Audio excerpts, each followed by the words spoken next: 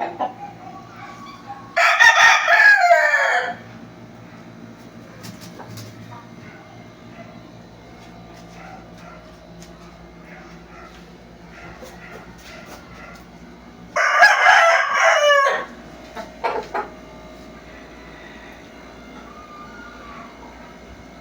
araw po mga senyores, mga maginoong magmamanok.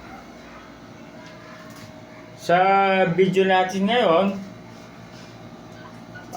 magkakaroon tayo ng adjustment sa ating bagong setup na flying pen. Magkakaroon po tayo ng adjustment sapagkat ito po ay aking binabaan. Binabaan ko po yung kailang hapuan. Kung makikita nyo po yung kailang hapuan, ngayon po ay nasa mas mababa na. Ayan po, mas mababa na po ang kailang hapuan. Ayan po, binabaan ko po yung kailang hapuan. Ayan po. Ayan. Dahil napansin ko na medyo mataas. Yung dating hapuan nila ay nandun po, mataas masyado. Mataas. At ito ang nagiging dahilan dahil nga mataas ang kailang hapuan, hindi nila nalilipad yung kailang hapuan. Hindi nila kayang liparin dahil mataas yung hapuan. Kaya ang ginawa ko, in-adjust ko muna yung hapuan. Yan, binaba ko. Yan, hindi pa kasi sila sanay lumipad. Hindi pa kasi sila sanay lumipad ng ganong kataas. Yan.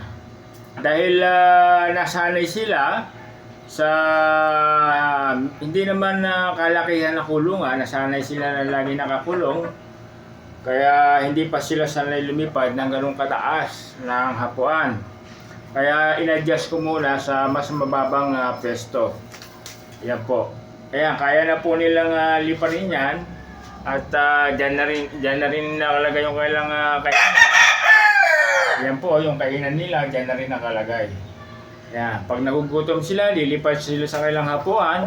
At dyan na rin sila kakain.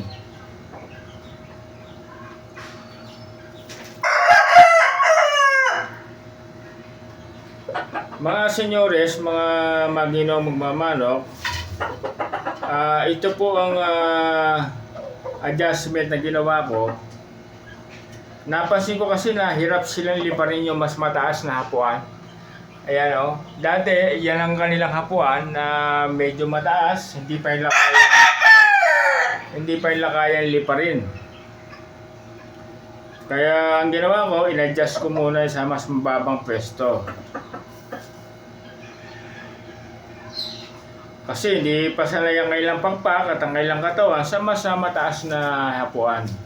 Nasanay kasi sila sa kulungan na hindi naman gaano kalakihan, hindi naman gaano kaluwag. Kaya ngayon, sasanayin natin sila, titrainingin natin sila na unti-unti i-adjust din natin yan. I-adjust natin yung hapuan nila.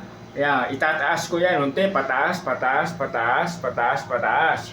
Yan, kasi napaka-importante na nagagalaw nila yung pakpak nila. Ang isang warrior na laging nagagalaw ang pakpak, ito ay nagiging exercise nila sa pang-araw-araw upang lumakas din ang kanilang katawan at ang kanilang pakpak. Sapagkat kapag malakas ang pakpak ng warrior, malakas din ang kailang paa, malakas din sila papalo. Yan. Ayan.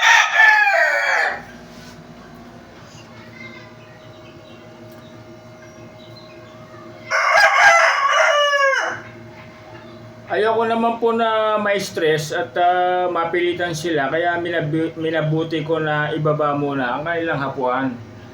Minsan po kasi kailangan natin na mag-adjust. Kailangan natin i-adjust sapagkat naninibago pa sila sa bagong setup ng kanilang flying pen. Dahil nga hindi sila nasanay na merong hapuan, na merong lupa, yan. hindi sila sanay na may lupa, lagi lang sila nakakulong. Kaya ngayon, gumawa tayo ng bagong setup ng flying pen na meron ng lupa at meron ng hapuan. Ayan po.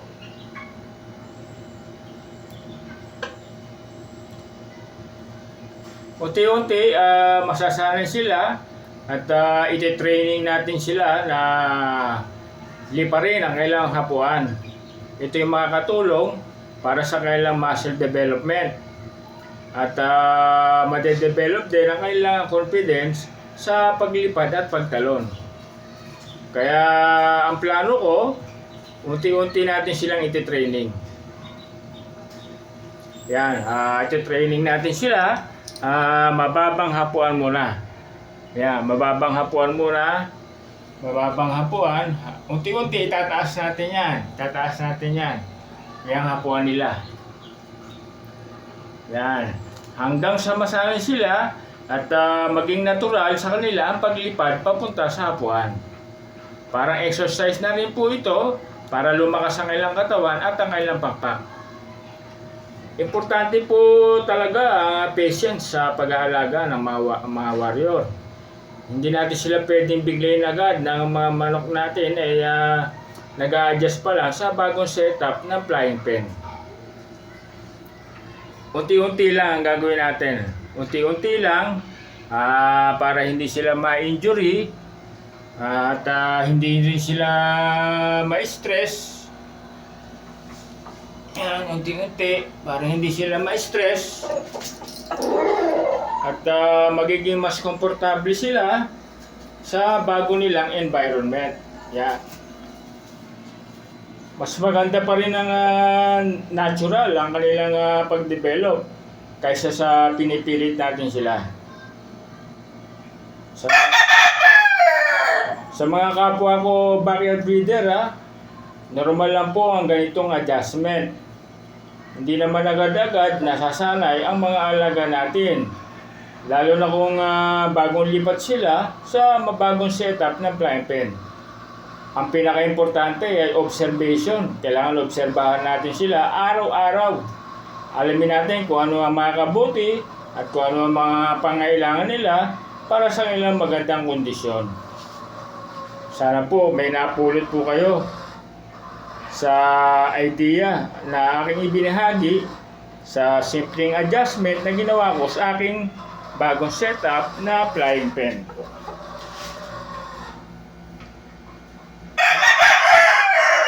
Kung meron po kayong suggestion o comment, mag-comment lang po kayo. Huwag niyo rin pong kailangan mag-like, mag-share at mag-subscribe.